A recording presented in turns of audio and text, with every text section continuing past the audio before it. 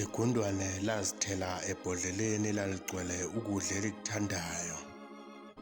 Lajabula ngendlela eyisimanga libona ukudla okuningi ngalendlela. Lasina lazibethela okwakulijabulisa kakhulu kwawukuthi ngeke lisaloku lehla lenyuka lifuna ukudla. Layitika ngalokhu kudla kwadlula insukwana laze lafika ekugcineni kwebhodlela. Lokhu yilapho kwalicacela khona ukuthi uNoxhaka usulibambile.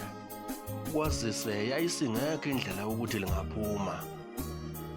Ukuze liphile kwase kumele lidiphendele kunoma ubani ongaphosa okuthize ebhodleleni ukuze lidle.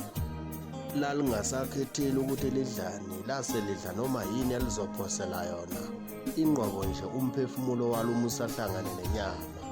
Engakufunda-ke mina kule ndaba ukuthi kunenjabulo yesikhashana engakholela ekuthenini impilo yakho ibe nzima ungunaphakade.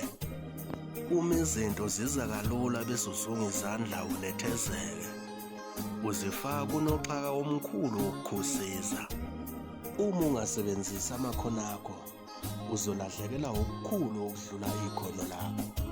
Uzolahlekelwa inkululeko.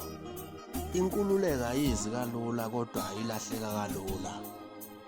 Akukho kuza kalula empilweni.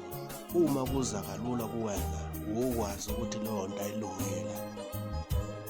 Isengiphetha ungakuqalekisa ukusukola kwakho okungenzeka ukuthi kuyisibusiso esiyimfihlo.